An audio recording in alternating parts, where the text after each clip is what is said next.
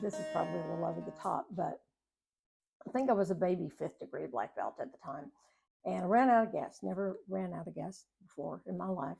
Um, Climbed up kind of a hill for where the service road was, and I was walking across a parking lot to the gas station. There was this group of guys, and they were young guys, and they were in a car, and they rolled down the window and they said, "Hey, lady, do you need a ride?" And I said, "No, it's okay. I'm just going across over here to the gas station." And they said, "Well, we won't hurt you." And so I said, "I'm not worried about you hurting me. I'm worried about me hurting you." And they rolled up the window and drove off.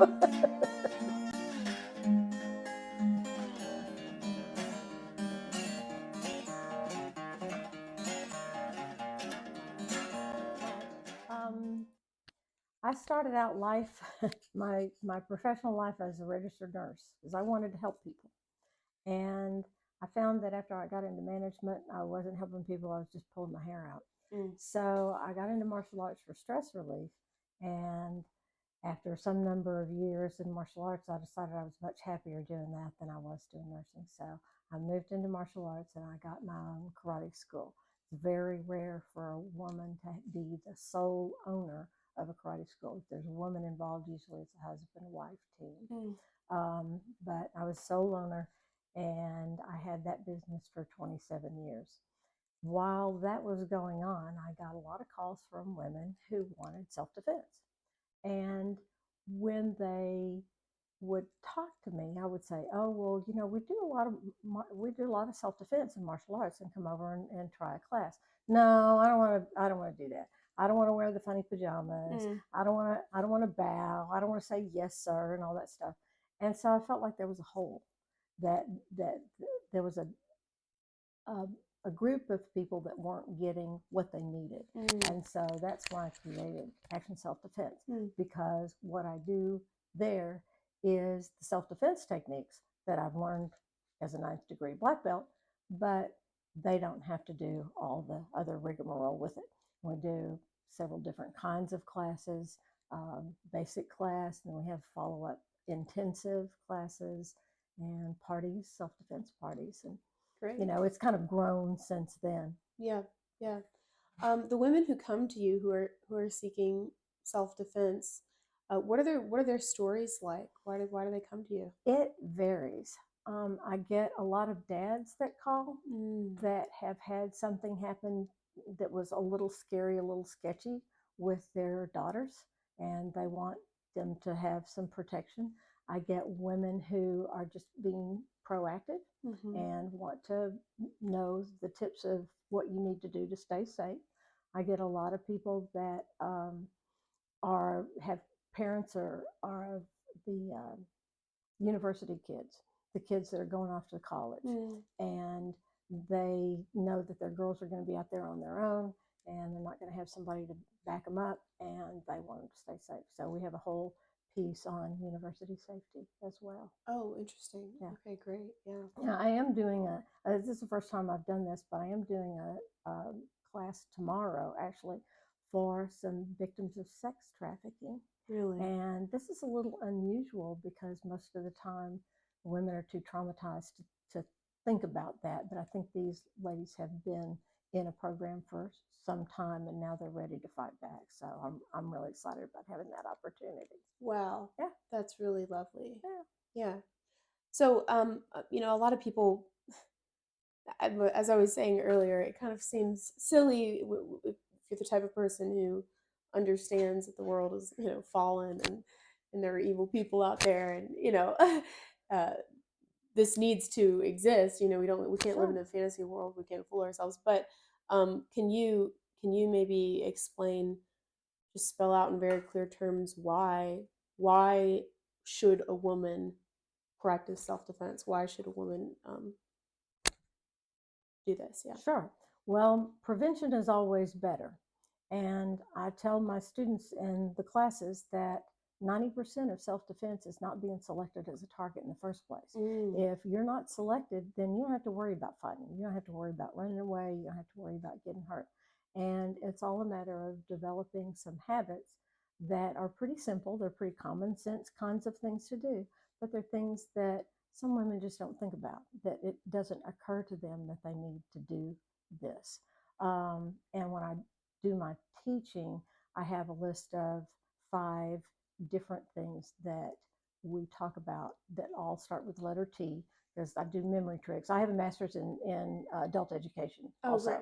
So we use the memory tricks to help them remember the 5 things that are important about prevention, awareness and prevention. Okay. Well, I would love to know actually, how do you prevent yourself from being a target? Well, there's a lot of different things. Yeah. Part of it is how you feel about yourself Mm. and how you project that. It has to do with your attitude. Some women are very shy and they're very hesitant, and they think that if they keep their head down and pretend that nothing's going to hurt them, then they're going to be okay. And it's actually kind of just the opposite. I've seen a study that a news organization did with interviews with prisoners who attacked women, and they showed them a video of women walking, and the prisoners would point out each one that they thought that would be a target, that would be a target, that would be a target. And the prisoners even couldn't tell why they were doing that. But as they analyzed the data, as the news media analyzed the data, it was the women who either had a very slow gait, who were very hesitant. On their phone is the number one red flashing light. I'm a target, I'm a target, I'm a target. Why? Because I'm distracted. And distraction is what they look for. So it was the women that were distracted, the women that walked slow, but also the ones that were hurrying, like they were a little skittish. But if they were doing a natural gait and what I call head on a swivel, so they're just casually looking around, not not paranoid, but just casually looking around, just kind of checking out what's going on, then that's the kind of person that they would not target, because they feel like they wouldn't be able to get a jump on it. Not always, and there's no guarantee, Right. obviously. Right. Because you can be in the wrong. Anybody can be in the wrong place at the wrong time. Mm-hmm. Right. So you said something about how a woman feels about herself. Mm-hmm. So could you just explain that a little bit? Sure, it's a confidence level. Yeah. One of the questions that I ask the students in the class is, I'll say, when you're passing somebody, if you're walking out for a walk, going to the park, whatever, if you pass somebody, do you look them in the eye? And I'll get some of them that say, yeah, I'll look them right in the eye.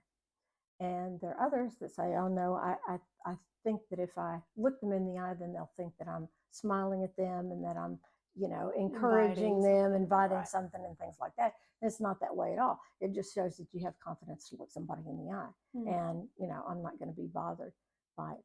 I have a story, please, about that. Are there ways that women can identify a potential predator? Like, are there red flags in either intimate relationships or acquaintances, stuff like that, that you teach women to look out for? Very much so. Very much so. Particularly in pre-abusive kind of relationships where it's a slippery slope, and the person will kind of get close to you and they'll do little tests, like maybe playfully hit you on the arm, and maybe it's a little too hard and you say something, it's like, oh, it's just playing. And then it escalates, and people with anger management issues, especially when drugs or alcohol are involved. And there are a lot of different things to watch out for, red flags in relationships. And what we do is go over 4 different areas where women are vulnerable. They're vulnerable at home, even if they're at home when doors are locked, but they can still have a break-in, especially if they're by themselves. They're vulnerable when they're walking.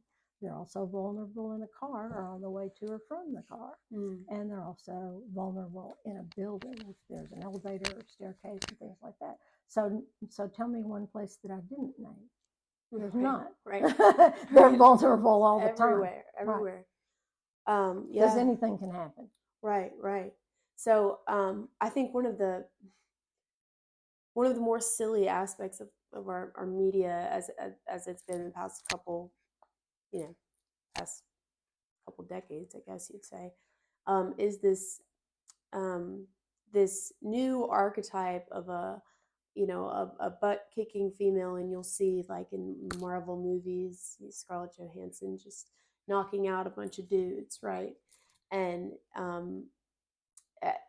I think there's this fantasy, first of all, that men and women are interchangeable, which you see now with sports and all that. We're just pretending like a man who went through male puberty and has male bones and male musculature can take hormones for a couple weeks and then all of a sudden he's a woman. was a There's no woman, yeah. different, right? Typically, a man is going to be bigger and stronger than a woman. Yeah. And that's just a fact that we have to live with. Right. And even if you're a 9th-degree black belt, somebody could still get a hold of me. It'd be a very bad day for them, but they could still try to get a hold of me.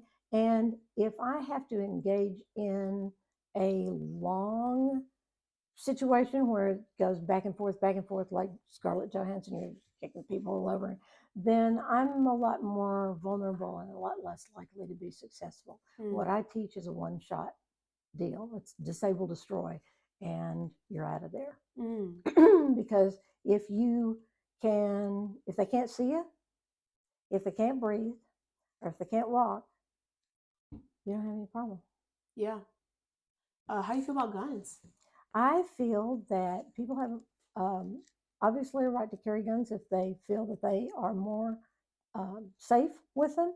Statistically, you're more likely to get shot if you have a gun than if you don't have a gun, and especially if you pull the gun and don't fire it. I tell my students I do not believe in any weapon for women, because anything that you have in your hand can be taken away from you and used against you. So no pepper spray. You can spray pepper spray and the wind can knock it right back in your face. If you have a taser, you have to have it in your hand. You can't be walking around with your purse and it's in your purse and Mr. Badman comes up and you say, "Oh, excuse me, Mr. Badman, let me get my taser out of my purse." Because most people get complacent after a couple of weeks. I'd love to hear from you if you could just boil it down to maybe 5 ways that the average woman watching this can make herself more secure, self-reliant, and safe as she's moving through the world today. Sure.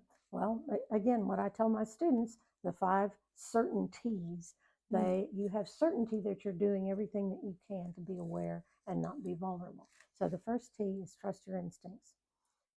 Everybody has instincts, and they call it a gut feeling sometimes, but people experience it differently. And a lot of times women more in my age group than coming up, but have been taught be nice to people. Be nice. Little girls are nice. And you know what I tell them? You can throw that right out the window. You don't have to be nice to anybody except your parents. And that's it. And everybody else has to earn that. Yeah. So if you feel like something is off, you need to listen to that still small voice inside of you and you get out of there. Yeah. That makes sense? Yeah. So, trusting your instincts is a really big part of being aware and preventing an attack. Yeah. Okay. So if it looks like a creep and it acts like a creep and it walks like a creep and it smells like a creep, it's a creep. It's a creep. Yeah. Right. Yeah. Okay. Number 2 is be a tough target. That's what we were kind of talking about a few minutes ago.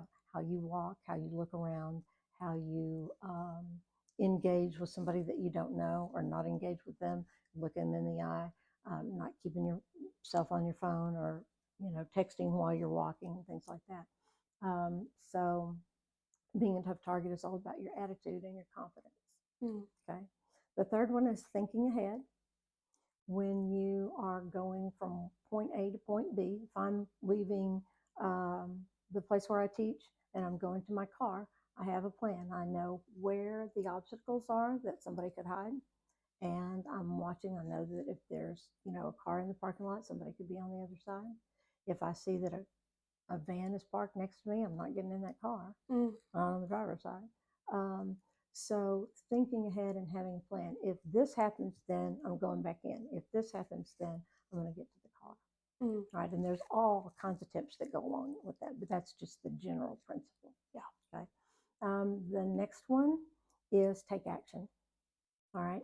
If something starts to happen, or even if you feel like something should happen. And I got this from actually a really nice guy in the Plano PD, and he was talking about taking action. Plano is actually the 4th safest city of its size in the U.S., And he said that if you're out walking and something doesn't feel right, maybe there's a gang of guys and it looks like they're dealing or they're catcalling you and all that, you can pick up the phone and call the non-emergency line and say, hey, there's nothing really, it's not an emergency, but if you'll send a squad car by, I'd really appreciate it. Feel a lot safer. Wow. And Yeah. some police departments are not as busy as others, and they will do that. Yeah. So that helps you stay safe as well, because there's nothing like a squad car coming down the street to kind of eliminate a lot of meanness. Right. The fifth one is kind of not as much awareness and prevention, but it's back to the attitude. And the fifth one is be tenacious. So if you are being attacked, you can't give up. You can't stop fighting. Yeah. You can't, you gotta, and that's one of the main things. Indomitable spirit is the number one thing that my black belts have to have before I will promote them. They have to be ready to fight anytime, anywhere. And if they're tired, that doesn't matter. Because a bad guy's not going to jump you when you're fresh out of bed and walking down the street. They're going to jump you when you just run 3 miles. Yeah. Or you just bicycled, for 20 miles. Yeah. Does that make sense? Yes. So you have to keep fighting. Wow. Yeah. Oh gosh, it occurs to me, when you mentioned that about young girls kind of growing up and being taught to just be nice and to shut down that instinct. I think that's I think many women are walking around divorced from their intuition. Do you have any tips for getting in touch with your intuition? Well, what I do in the class is I ask them to close their eyes and remember the last time that they had a feeling of unease or being anxious about something. And I ask them to think about what their body tells them. Some people clench their jaws. Some people get the hair on the back of their neck that stands up. Some people have a flip-flop stomach or a tight stomach, or it drops. So there's a lot of different physical things, physiological things that happen, but they're different from everybody. And so what I try to train them to do is to think about, if those physical things happen, that means something's wrong. And that means you need to get out of there. So by identifying the physicality of it, it helps them mentally take a step forward. Sidekick to the knee, but with de-escalation. Okay, I will not touch your knee. I have good control. He winced. And then maybe a choke from behind. Okay. Right. All right. So Diane is about to show us how many? Three Maybe. basic moves for self-defense. Probably the most easy and straightforward ones. Sure. So I'm excited to see what's about to happen here. I'll let you take it away. All right, thank you. And this is my husband, Tim Kirby. He is 9th degree black belt as well. So he's gonna be my uke is what they call it. Okay. The bad guy, all basically. Right. So you want me to do the front choke? Yeah, Or you sure. want to do that? Okay. So this is one of the things that there's a situation where somebody's coming. No, I'm fine. But somebody's coming at you from the front. Okay, their hands are tied up. I like this because I know where his hands are. All right, but I'm going to be able to put my hands together like this and step back and trap. Okay, he's not going to be expecting that. Okay, and if he sees it coming, it's not going to work as well. So I have a backup plan for that too. So what I'm going to do is step back, all right, and all guys stand like that. Okay. If it was a woman attacking me, she'd be like this, but all guys stand like that. So I'm going to pick my knee up and I'm going to punt. Oh yeah. So that would pretty much drop. Oh, hey, buddy. That's okay. No worries at all. I love dogs. All right.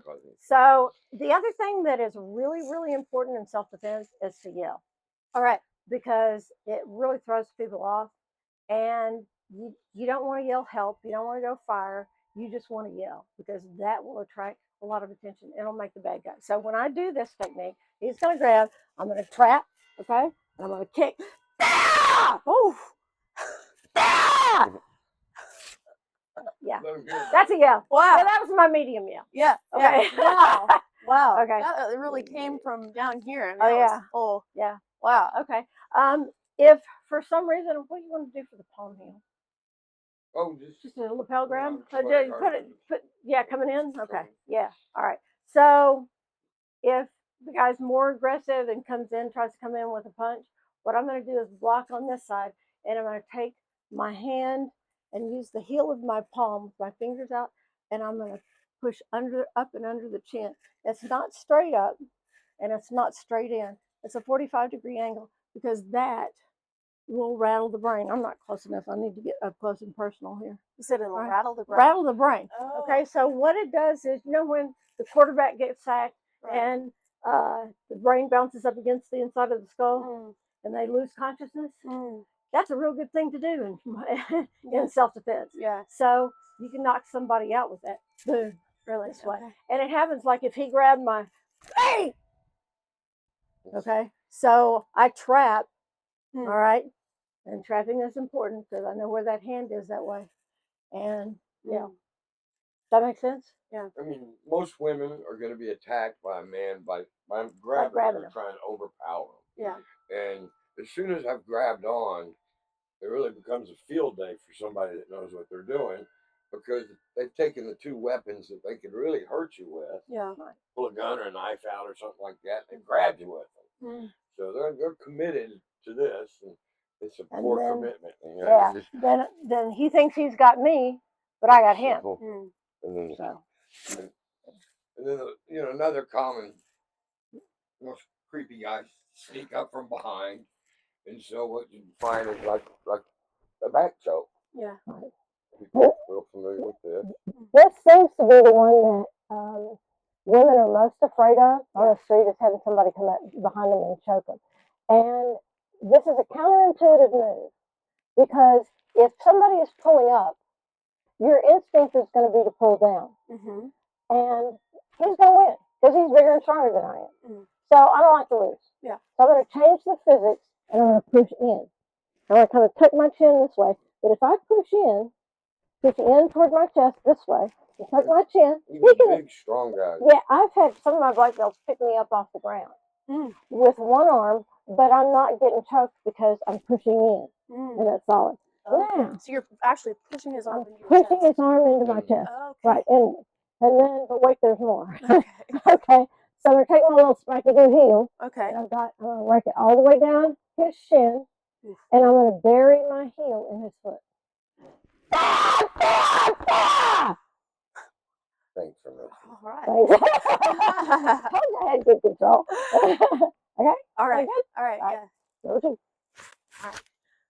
So then we do, and from the side. So we also do a piece on de-escalation, because there are occasions where there's an altercation, or almost an altercation. Something happens. You hit somebody or you brush them and they get mad at you. And there are some things that you can do to de-escalate. But if the de-escalation things don't work, skip back a little bit. If the de-escalation things don't work, if he's going to take a step and come at me, okay, well, I'm going to go this way. All right. And when I do that, I'm going to take my foot and I'm going to crunch his knee to the ground. All right. You ever heard of an ACL injury? Yeah, so here I come. Well, Boom. yeah, this way. Only his knees in the way. This way. Bam. Okay. If they, yeah, and I don't know if people have had ACL injuries or know anybody that has, but they'll be rolling around on the ground, and you'll be walking away, calling 911, going, "There's a guy on the ground, and he's rolling around. I don't know what happened. He must have tripped." Speaking of the ground, are there particular things that you want to, like, you probably want to avoid letting him get you on the ground, right? Like, what's the worst? What are the things that you want to principally avoid? Well, getting knocked to the ground is one of them. Yeah. And if you get knocked to the ground, you want to get up as soon as you can. Yeah. Because ground fighting there's so much of an advantage, you know. As a striker, it's all about reaction time. You know, as soon as somebody puts their hands on you, they think, I got her. I mean, that's just kind of a natural deal. Hmm. I got her. While they're thinking I got her, bam, bam, it's already too late. It's over. Okay. Does It's that make over. sense? Yeah. Yeah. And if I miss on here, maybe I, am a little bit off. I either do it again, or on the way down, plan B is Get his eyes. I can gouge his eyes. Yeah. We're Yeah. putting this manicure to work this week. Yes. It In a helps. real fight, though, you're trying to do several things. If I can poke them in the eyes, take away their vision. If I can hit them in the stomach, which Take away the breath. take away their breath, Mhm.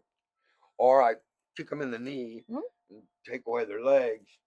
Fight's over. You know, if you can't see, you can't fight. Yeah. If you can't run, you can't fight. You Yeah. can't catch me anyway. Yeah. And if you can't breathe, you can't live. So when you knock the wind out of somebody, it instantly, they're only thinking about one thing at that point, and that's Yeah. breathing again. Yeah. And it's really easy to knock the wind out of somebody if you just hit them right in that solar plex.